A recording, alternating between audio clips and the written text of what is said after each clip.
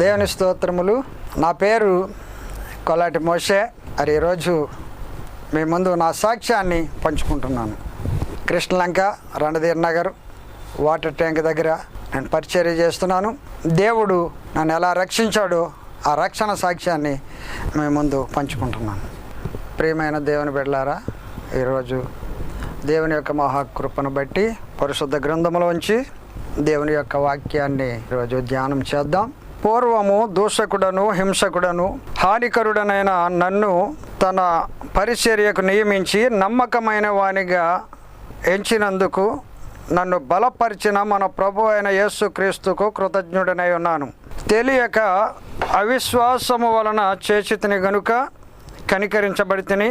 మరియు మన ప్రభు యొక్క కృపయు క్రీస్తు యేసునందున్న విశ్వాసమును ప్రేమయు అత్యధికముగా విస్తరించెను. పాపులను రక్షించుటకు యేసు క్రీస్తు లోకమునకు వచ్చినని వాక్యము నమ్మదగినదియు పూర్ణాంగీకారమునకు యోగ్యమైనదినై ఉన్నది. అట్టి వారిలో నేను ప్రధానుడను. దేవునికి స్తోత్రం. ప్రియమైన దేవుని బిడ్డలారా, ఇప్పుడు చదివినటువంటి వాక్య భాగాన్ని మనం గమనించినట్లయితే, అపోస్తులుడైనటువంటి సౌలు ఒకప్పుడు నేను దూషకుడను, హింసకుడను, హానికరుడను, ఆయన నన్ను తన పరిచర్యకు నియమించి నమ్మకమైన వానిగా ఎంచినందుకు దేవునికి కృతజ్ఞుడను అని ఇక్కడ సాక్ష్యం ఇచ్చినట్లుగా మనకు కనబడుతుంది. ఎందుకంటే ఒకప్పుడు ఆయన మరి దూషకుడు, ధర్మశాస్త్రము తెలిసినటువంటి వాడు, ఒకప్పుడు క్రైస్తవులను హింసించి చంపేసేటటువంటి వాడు. ఆయన సాక్ష్యాన్ని పంచుకుంటూ ఈ మాట సెలవిస్తూ ఉన్నాడు.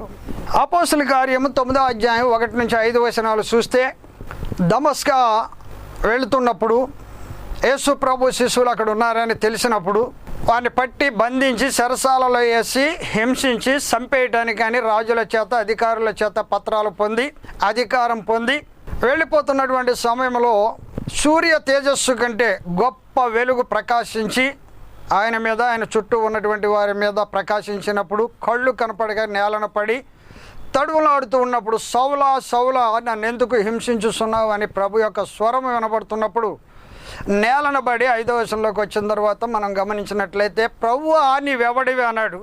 అయితే అతను మనం గమనించినట్లయితే ఒక ఉగ్రవాది లేదు ఒక రవిడి, అలాంటి పరిస్థితుల్లో ప్రభు అతన్ని పట్టినట్లుగా ఆ వాక్యం అంతా 1 నుంచి 21 వచనాలు చూస్తే అక్కడ కూడా ఆయన సాక్ష్యం ఉంటుంది.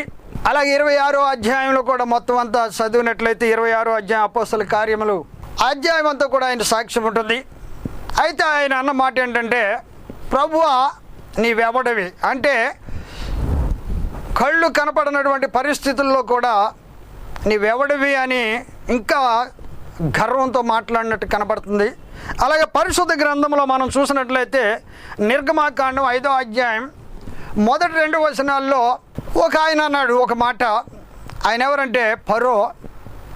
దేవుడు తన ప్రజలను మరి ఉత్సవం చేసుకోవటానికి పంపించమన్నాడని మోషే ఫరో యొద్దకు వెళ్ళి, నా ప్రజల యొక్క మొర్ర విన్నాను, వాళ్ళని విడిపించడానికి నీవు సమర్థుడు అని పంపించినప్పుడు ఫరో అన్న మాట ఏంటంటే, ఆ యెహోవా ఎవడో నేను ఎరుగను, ఆ యెహోవా నాకు తెలియదు అంటున్నాడు. అంటే దేవుడే తెలియదు అనేటటువంటి పరిస్థితుల్లో అతను ఉన్నాడు.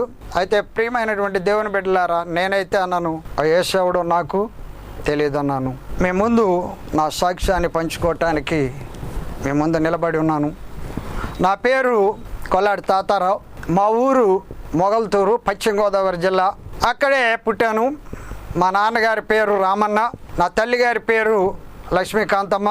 మేమిద్దరం అన్నదమ్ములం. మా అన్నయ్య గారి పేరు నరసింహస్వామి, ఒక చెల్లి, ఆమె పేరు పార్వతి. ఇక్కడే పుట్టి అక్కడే పెరిగి అక్కడే జీవనం చేస్తున్నాం. 65లో మా తల్లిగారి పుట్టిల్లు పెదలంక, కృష్ణా జిల్లా, కల్దిండి శివారు, పెదలంక గ్రామంలోనికి అక్కడికి మేము వెళ్ళిపోయి పొలం కొనుక్కొని వ్యవసాయం చేసుకుంటూ జీవనం చేస్తున్నాం. అలా జీవనం చేస్తున్నటువంటి సమయంలో కొన్ని రోజులకి అన్ని వ్యసనాలకి మేము అలవాటు పడ్డాం. మరి 65లో పెదలంకి వచ్చేసి అక్కడ జీవనం చేస్తున్నాం. 1974 ఏప్రిల్ 26న నాకు వివాహమైంది. నా భార్య పేరు శాంతమ్మ, మంచి ప్రార్థనా పర్రాలు. అయితే ఆమె కట్న కానుకలు ఏమీ తీసుకురాలేదు, కానీ వస్తారింటికి వచ్చేటప్పుడు ఒక చిన్న యేసు ప్రభు ఫోటో మాత్రం తెచ్చుకుంది. ఆమె యేసు ప్రభు ఫోటో తెచ్చినప్పుడు ఆయన మన దేవుడు కాదని చెప్పి మేము పూజలు బాగా చేసేవాళ్ళం. ఆ ఫోటో తీసి పారేసేసాను. విగ్రహ పూజలు చేసేవాడిని. మా ఇంటి పేరు 2 దేవతలు ఉంటే సంబరాలు చేస్తూ మరి కుంభాలు వేస్తూ ఏరతాళ్ళతో కొట్టుకుంటూ ఒళ్ళంతా గాయపరుచుకుంటూ అలాగే కత్తులతో ఒరుచుకుంటూ బాగా విపరీతంగా తాగుతూ కక్కేసుకునేటటువంటి పరిస్థితులు. రోజుకి 6 సిగరెట్లు పెట్లు కాలుస్తూ ఉండేవాడిని. ప్యాకెట్లో కూర్చుంటే 2 రోజులు 3 రోజులైనా లేచేటటువంటి వాడిని కాదు. అలా నా జీవితాన్ని కొనసాగిస్తూ ఉన్నాం. మా అన్నదమ్ములిద్దరం కూడా ప్యాకెట్ ఆడుతూ తాగుతూ సుమారు 7 ఎకరాలన్నర పొలం అమ్మేశాం. ఒకరోజు నా భార్య చర్చికి వెళ్తుందనే కోపం చేత కత్తి తీసుకుని బుర్ర మీద కొట్టాను. ఆ చర్మం పగిలిపోయి జుట్టు చేతిలో ఉంది, కత్తి ఒక చేతిలో ఉంది. ఆ నడు మీద కొడుతున్నాను. ఆ బుర్ర పెంకి పగలలేదు. కానీ మా అన్నయ్య వాళ్ళు ఇద్దరు వచ్చి చేతిలో కత్తి ఒకరు, కుడి చేతిలో ఉన్న జుట్టు ఒకరు విడదీసి చూసేసరికి కోడికి పీకి తగ్గొస్తే ఎంత నెత్తురు పడిపోద్ది అంత నెత్తురు పడిపోయింది. అప్పుడు డాక్టర్ గారు, మా మేనమామ ఆర్ఎంపీ డాక్టర్ గారు ఉండేవారు అక్కడ మా ఊళ్ళో. ఆయన తీసుకొస్తే పగిలిపోయిన చర్మాన్ని కుట్లేసి సెలైన్ పెట్టి మరి దేవుని మహాకృపను బట్టి ఆమె బ్రతికింది. ఆ రాత్రి భీమవరం వెళ్ళాలంటే చాలా దూరం వెళ్ళాలి. దారి తెలియలేనటువంటి ప్రయాణం లాంచీల మీద వెళ్ళాలి. ఇప్పుడైతే బస్సుల రూట్లు ఉన్నాయి. కానీ అలాంటి పరిస్థితుల్లో ఆ మహాదేవుడే, ఆమె సేవించినటువంటి దేవుడే ఆమెను కాపాడాడు. 7 ఎకరాలు పొలం అమ్మేసిన తర్వాత ఎంతో దీనస్థితికి వచ్చేసాం. అప్పుడు మా అన్నయ్యగారి మిల్లో నౌకరుకున్నాడు. నేనైతే దోళ్ల కాపరిగా వెళ్ళిపోయాను. 110 దోళ్ల కాసేవాడిని, బండెడి పేడ తీసేవాడిని, పగలంతా దోళ్ల కాసేవాడిని. రాత్రులు పొలాల మీద పంపించేవారు. కంటికి నిద్ర ఉండేది కాదు. అలాంటి పరిస్థితుల్లో బాధలు పడుతున్నటువంటి స్థితిలో మరి ఆర్థిక పరిస్థితులు ఎదురై ఏరడిపోయాం. ఎవరికాళ్ళ జీవిస్తున్నాం. ఆ సమయంలో నాకు 3 బిడ్డలు ఇచ్చాడు దేవుడు. 2 బాబులు, ఒక పాప. పెద్ద బాబు పేరు దానియేలు, చిన్న బాబు పేరేమో యేసుదాసు, పాప పేరు ఎస్పేరమ్మ. ఈ 3 చిన్న బిడ్డలుగా ఉన్నప్పుడు తీసుకుని విజయవాడ వెళ్ళిపోయాం. అక్కడ జీవనం చేస్తున్నాను. నాకున్నటువంటి అలవాట్లన్నీ నిత్య కృత్యాలుగా అలాగే జీవనం చేస్తున్నాను. ఒకరోజు పాసకు పోసినప్పుడు కొద్దిపాటి రాయి పాసమ్మట పడింది. ఆ రాయిని తీసుకుని మరి డాక్టర్ గారి దగ్గరికి వెళ్ళాను. ఆర్ సుబ్బారావు గారు, ఆయన 5 డాక్టర్ల దగ్గర క్లినిక్లో కంపౌండర్ చేసేవాడిని. ఆయన గవర్నమెంట్ డాక్టర్ గారు హాస్పిటల్కి రమ్మన్నారు. స్కానింగు, ఎక్స్రే, ఐబీపీ, రక్త పరీక్షలన్నీ చేశారు. సుమారు ఆ రోజుల్లోనే 1500 రూపాయలు ఖర్చు అయ్యేటటువంటి పరీక్షలు చేశారు. చేస్తుంటే 2 కిడ్నీల నిండా రాళ్ళు ఉన్నాయి. మరి నీవు ఆపరేషన్ చేయించుకోవాలన్నారు. భయం వేసింది. అప్పుడు అనుకున్నాను, ప్రభువా నాకు ఆపరేషను పడకుండా నన్ను కాపాడితే నేను నమ్ముకుంటానయ్యా అన్నాను. ఆ మహాదేవుడు గుర్తించుకున్నాడు ఏంటో నాకు తెలియదు. కానీ నేనైతే పెదాల మీదే అన్నాను. తరువాత ఆయన మందులు రాసిచ్చేవారు. ఆ మందులు వాడుతూ ఉండేవాడిని. అలా సంవత్సరం గతించిపోయింది. 2వ సంవత్సరం వచ్చినాడు కూడా మరలా అదే పరీక్షలు. ఆ రోజులు వచ్చేసరికి జనవరి నుంచి మే నెల వచ్చేసరికి కిడ్నీలో నొప్పి వచ్చేది. అప్పుడు డాక్టర్ గారి దగ్గరికి వెళ్తే మందులు రాసి ఇచ్చేవారు. 2వ సంవత్సరంలో ఎడమ కిడ్నీలో ఉన్న రాళ్ళన్నీ కరిగిపోయినాయి.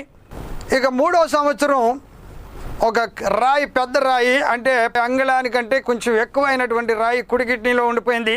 3వ సంవత్సరం కూడా అలాంటి పరీక్షలే చేశారు. ఊరకనే చేసేవారు, మందులు ఇచ్చేవారు. సుమారు 5 డాక్టర్లు పరీక్ష చేసి ఆపరేషన్ చేయాలి, హైదరాబాద్ వెళ్ళాలని 3000 చూసుకోమన్నారు. 3000 చూసుకున్నాను. హైదరాబాద్ వెళ్ళటానికి సిద్ధపడే టైంలో ఆయనకు పని ఉండి ఆలస్యం చేశారు. 3 నెలలు మందులు వాడుతూ నీళ్ళు ఎక్కువ తాగమని చెప్పేవారు. ఈ 3 నెలల్లో కాస్త నొప్పి తగ్గింది. డాక్టర్ గారు అన్నారు, మరి ఎలా ఉంది నీకు అని అంటే, అయ్యా హైదరాబాద్ వెళ్దాం, మరి ఆపరేషన్ చేయిస్తాను అన్నారు కదా అని అంటే, అప్పుడు విజయవాడ ఆపరేషన్, కిడ్నీ ఆపరేషన్ లేదు, అసలు డాక్టరే లేడు. అప్పటికి 85 నుంచి 90 వరకు కూడా లేరు. అలాంటి పరిస్థితుల్లో నొప్పి తగ్గింది కదా, మందులు వాడమన్నారు. ఆ సంవత్సరం అంతా గడిచిపోయింది. 3 సంవత్సరాలు జరిగిపోయింది. 4వ సంవత్సరంలో కూర్చుంటే లేగలేకపోయేవాడిని. అప్పుడే పాస్టమ్మ గారు దైవజనులతో చెప్పేది, ప్రార్థన చేయించేది. నా భర్త కోసం ప్రార్థన చేయండి అని చెప్పి ఎంతోమంది దైవజనులకి కానుకలు ఇచ్చి రహస్యంగా ప్రార్థన చేయించేది. అలాంటిటప్పుడు అక్కడే మా ఇంటి దగ్గర ఆకునూరు యేసుదాస్ గారని ఒక దైవజనులు సేవ చేస్తున్నారు. వారిని తీసుకొస్తే నేను అన్నాను, యేసు ప్రభు దేవుడు కాదు, ఏ పాస్టర్ని కూడా తీసుకురావద్దు, ఏ పాస్టర్ నన్ను ఇక్కడ తీసుకొచ్చామంటే నరికేస్తానని, ఏ విశ్వాస అయినా సరే నా ఇంటికి వచ్చి ప్రార్థన చేస్తే నరికేస్తానని ఎలుగెత్తి రణధీర్ నగర్ కట్టంతా కూడా తిట్టాను. పాస్టర్లు రావటం మానేశారు, అలాగే విశ్వాసులు రావటం మానేశారు.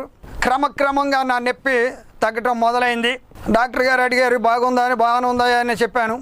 అలా కొంతకాలం అయిన తర్వాత మరి 90వ సంవత్సరంలో రేయిపిల్ల సీజన్ వచ్చినప్పుడు బందర్ రేయిపిల్ల పట్టడానికని బందర్ వెళ్ళాను. రాత్రి 1 గంట ఆ సమయంలో వలలు కట్టి పండుకునేసరి చలిగాలి, నిద్ర పట్టట్లేదు, కళ్ళు మూసుకున్నాను. పెద్ద అజానుబాహుల్లాగా ఉన్నటువంటి ఒక వ్యక్తి నల్లగా కాల్చివేయబడినట్లుగా ఉన్నాడు. వచ్చి నా కాళ్ళ కాడ నిలబడ్డాడు. ఎవరా అని చూసేసరికి నా కళ్ళు జిమ్ముమన్నాయి. ఆ మీద పడిపోయింది గాలి, ఊపిరి అందట్లేదు. కొంచెంసేపు మా పక్కనే మేనళ్ళు ఉన్నారు, అని లెగ్గొట్టబోదామనడానికి మాట రావట్లేదు. కొద్ది క్షణాల్లో చప్పమంట సాతి తేలికైపోయింది. పక్కన ఉన్న వాళ్ళు అడిగారు, ఏంటి మా కేకలేస్తున్నావు అన్నారు. ఏమీ లేదన్నాను. 3వ రోజుకి జ్వరం వచ్చేసింది. ఆ జ్వరం వచ్చిన తర్వాత నేను మరలా విజయవాడ వచ్చేసి డాక్టర్ గారికి చూపించాను. ఆ జ్వరానికి మందులు ఇచ్చారు, తగ్గిపోయింది. 3వ రోజున మరలా బందరు వెళ్ళిపోవాలనే ఆలోచనతో ఉన్నప్పుడు ఆ రాత్రి భోంచేశాను, సినిమాకి వెళ్ళాను. 2వ ఆటకి వెళ్ళి తిరిగి వచ్చి ఉదయాన్నే బందరు వెళ్ళిపోతాను. ఏ టైంలో అయితే ఆ దెయ్యం నా మీద పడిందో అదే టయానికి 1 గంటకి మరలా చలి జ్వరంతో మంచంలో బల్లికలాగా అయిపోయాను. దుప్పలు వేసి కప్పెట్టింది ఆమె, గోన్లు వేసి కప్పెట్టిన చలి ఆగలేదు. తెల్లవారేసరికి మంచంలో బల్లి అయిపోయాను. తరువాత పొద్దుటే నేను కంపౌండర్ చేసేవాడిని కాబట్టి బిళ్ళలు రాయించుకుని తెచ్చుకుని వేసుకుని సాయంత్రానికి రిలీఫ్ వచ్చింది. ఆ రిలీఫ్ వచ్చిన తర్వాత పండుకుని కన్ను మూస్తే భయంకరమైనటువంటి కలలు, దెయ్యాల సమూహం నా చుట్టూ తిరుగుతూ ఉండి రాత్రంతా నిద్ర పట్టేది కాదు. తెల్లారిన తర్వాత మరలా ఈమె కష్టానికి వెళ్ళేది. టీ తాగి మరలా పండుకుంటే పగలంతా కూడా కన్ను మూసేసరికి మరలా దెయ్యాల సమూహం వచ్చేసేది. ఎప్పుడు తెల్లారుతుందా అని రాత్రి చూసేవాడిని, ఎప్పుడు సాయంత్రం అవుతుందా అని పగలు చూసేవాడిని. అలా 3 రోజులు జరిగిపోయినాయి. ఎందుకు ఈ మాట చెప్తున్నానంటే, నేను చేతబడులు బాగు చేసేవాడిని. సమాధుల్లో కూర్చొని చేతబడులు బాగు చేసేవాడిని. పెద్ద పెద్ద ముగ్గులేసి ఎవరికైనా చేతబడి చేశారని అంటే వచ్చేవారు. నేను ఇంకొక అతను గారిడివాడు నేర్చుకుని, ఏమీ లేదు అందులో, మేమేమీ చదవలేదు, అంతా ఉట్టిదే గారిడి. కొబ్బరికాయ కొడితే రక్తం వచ్చేద్ది, నిమ్మకాయ కోస్తే రక్తం వస్తుంది. ఎందుకంటే ముచ్చుకు తీసి ఆ కొబ్బరికాయలో ఒక కన్ను మెత్తగా ఉంటుంది, అది బెజ్జం పెట్టి సింధూర పొడి, రంగు పొడి వేసేస్తే ఆ నీరు రక్తంగా మారిపోద్ది. మేము వేసుకుని వెళ్ళి కొట్టి వాళ్ళకి ఏదో అద్భుతాలు చేసినట్లుగా చూపించి గారడి చేసేవాళ్ళం. అలా గారడి చేసుకుంటూ జీవనం చేసేవాడిని, తాగుతూ నా ఇష్టానుసారంగా జీవిస్తూ. సమాధిలో కూర్చోబెట్టేవాళ్ళం ఆ చేతబడి చేశారనేటటువంటి వ్యక్తిని. అలా జీవిస్తున్నటువంటి నన్ను ఈ దెయ్యాల సమూహం పట్టేసింది. అప్పుడు మరణ భయం నన్ను వెంటాడింది. ఆ మరణ భయం వెంటాడినప్పుడు, చచ్చిపోతాననేటటువంటి భయం వెంటాడినప్పుడు ఈ పరిశుద్ధ గ్రంథము నాకు గుర్తుకొచ్చింది. నా భార్యని తిట్టాను, ఫోటో కట్టించుకుంటే కిష్లో పారేసేస్తానన్నాను. ఏ పాస్టర్ని తీసుకొచ్చినా నరికేస్తానన్నాను. నువ్వు చర్చికి వెళ్ళడానికి మరలా నీకు అర్హత ఉండదని చెప్పి ఆమెని తిట్టాను. ఎప్పుడైనా ఆమెకి జ్వరం వస్తే తల కింద పెట్టుకుని పండుకునేది రాత్రిపూట. ఆ బైబిల్ గుర్తుకొచ్చింది నాకు. బైబిల్ గుర్తుకొచ్చి ఆమె లేనటువంటి సమయంలో తలగడ కింద పెట్టేసి పైన దుప్పడేసి పండుకున్నాను. ఒకరోజు హాయిగా నిద్ర పట్టేసింది. తరువాత మళ్ళా 2వ రోజుని మరలా అదే పని చేశాను. 2వ రోజుని కూడా పట్టేసింది. ఇది యేసుక్రీస్తు మహిమ అయితే, ఈ బైబిల్లోనే యేసు ప్రభు మహిమ ఉంటే 3వ రోజును కూడా చూద్దాం. ముమ్మారు చూడాలి కదా, 3వ రోజును కూడా చూద్దాం. ఈరోజు కూడా నిద్ర పడితే ఇది యేసుక్రీస్తు మహిమ అని నమ్ముదామని చెప్పేసి ఆ 3వ రోజును కూడా పెట్టాను. 3వ రోజు కూడా నిద్ర పట్టేసింది. వెంటనే ఈ బైబిల్ తీసుకుని దైవజనుడైనటువంటి ఆకునూరు యేసుదాస్ గారి దగ్గరికి వెళ్ళిపోయాను. దగ్గరలోనే, మా ఇంటి దగ్గరలోనే ఉండేది ఆయన చర్చి. వెళ్ళి, అయ్యా నేను బాప్తిసం పొందేస్తాను అని అంటున్నా. నాకేమీ తెలీదు, ప్రార్థన చేయటం తెలీదు, యేసు ప్రభు అంటే ఏంటో తెలీదు. భార్య బైబిల్ తీసుకుని వెళ్ళి ఆయనతో చెప్పినట్టుగా ఆయన జడుస్తున్నాడు. నిజంగా అంటున్నాడా లేకపోతే నన్ను కొట్టడానికి వచ్చాడు అనేటటువంటి పరిస్థితిలో ఉన్నప్పుడు వెంటనే నాలోంచి దుఃఖం వచ్చేసింది. ఆయన కాళ్ళ మీద పడి ఏడ్చయ్యా, నిజమే ఈ బైబిల్లోనే ఎంత శక్తి ఉందంటే యేసు ప్రభువులో ఇంకెంత శక్తి ఉంది. నేను ఆయన శక్తిని కళ్ళారా చూశాను. నాకు బాప్తీసం కావాలన్నప్పుడు వారం రోజులనే బాప్తీసం ఇచ్చారు ఆయన. దేవుని యొక్క ప్రియమైనటువంటి బిడ్డలారా, ఇప్పుడు ఇంతకు ముందు నేను చేతబడి చేసేవాడిని చెప్పాను కదా. చేతబడి అనేది గారడి, ఏమీ లేదు అందులో. చాలామంది భయపడిపోతూ ఉంటారు. ఎందుకంటే చేతబడి వల్ల మనిషి సావడు, భయం చేత చచ్చిపోతాడు. దాని గురించి చెప్పాలంటే చాలా విషయాలు ఉన్నాయి. ఒక విషయాన్ని మీకు చెప్పాలని నేను ఆశపడుతున్నాను. ఈరోజు చూడండి, రాజకీయ నాయకులు మనం గమనించినట్లయితే ఇప్పుడు ఈ సింహాసనం కోసం ఎంతోమంది పోట్లాడుకుంటున్నారు. చేతబడికే చచ్చిపోతే ఇతనికి తెలియకుండా అతను, అతనికి తెలియకుండా ఇతను చేతబడి చేయించి మెదలకుండా చంపేయచ్చు. ఎవరికి తెలియనటువంటి పరిస్థితి అది. అలా చేయటం జరగదు. కానీ మీరు ఒక్కసారి గమనించినట్లయితే చూడండి, బాంబులు పెట్టి ఒక మనిషిని 10 మంది రవిడీజం చేసి కత్తులతో చంపవలసినటువంటి కర్మ లేదు. కనుక చేతబడి వల్ల మనిషి సావడు. మీరు భయపడొద్దు. ఎవరైనా చెప్పినా కూడా నమ్మొద్దు.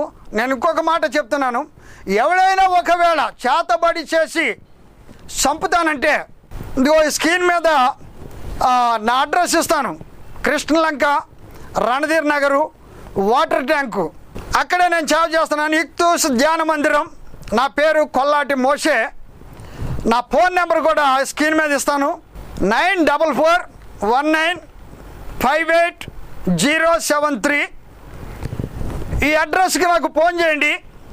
ఎవరైనా చేతబడి చేసి చంపేతను ఉంటే రమ్మనండి. నా అడ్రస్ డైరెక్ట్గా ఇస్తున్నాను. చట్టం ద్వారా కాగితాలు రాయించి నా ప్రాణానికి నేనే ఉత్తరవాదిని. ఎవరైనా చంపగలిగితే చంపొచ్చే ఏమి అనుమానం లేదు. చట్టరీత్యా కాగితాలు రాసి నేను సిద్ధంగా ఉంటాను. ఒకవేళ అలా చేయలేనటువంటి వాడు ఎవరైనా ఉంటే అతను 2 చేతులు తీసేయండి. దేవుని స్తోత్రం, హల్లెలూయా. చేస్తారా? నమ్ముతారా? అవును. తాళ్ళేయటం కానీ, సోది చెప్పించడం కానీ, ఆ మాంత్రిక శక్తులు కానీ, శిలక ప్రశ్నలు కానీ, తాళ్ళేయించడం కానీ ఏమీ చేయబోకండి. ఇవన్నీ ఉట్టిదే, బ్రతికి తెరువు కోసం చేసేటటువంటి గారడి. ఒకటి చెప్తున్నాను వినండి. 1, డాక్టర్ దగ్గరికి వెళ్ళండి, మంచి డాక్టర్ దగ్గరికి. 2, ఆ డాక్టర్ దగ్గర కూడా మీకు తగ్గనప్పుడు పరమ డాక్టర్ అయిన యేసయ్య దగ్గరికి రండి. దేవుని స్తోత్రం కలుగును గాక, హల్లెలూయా. అవును ప్రియమైన దేవుని బిడ్డ, నా పట్ల ఆ మహాదేవుడు 5 డాక్టర్ల దగ్గర కంపౌండర్ చేస్తే వాళ్ళ వల్ల ఏమీ అవ్వలేదు. నేను కొలిసినటువంటి దేవుళ్ళ వల్ల ఏమీ అవ్వలేదు. ఎవరు ఏ దేవుడినైతే నేను తిట్టానో, యేసు ప్రభు దేవుడు కాదన్నాను, ఆయనే నన్ను వెంబడించి నాతో మాట్లాడి, ఇంతవరకు ఎవరూ మాట్లాడలేదు, ఆయన మాట్లాడాడు. యేసు ప్రభుని తిట్టాను. బూతుల్లో ఎన్ని రకాలైతే ఉన్నాయి అన్ని రకాలు తిట్టాను. దైవజనులను తిట్టాను. ఎవరైనా సందాకు వస్తే మీ దేవుడు అడుక్కోమంటున్నాడంటారా అని తిట్టాను. అయితే ఆయన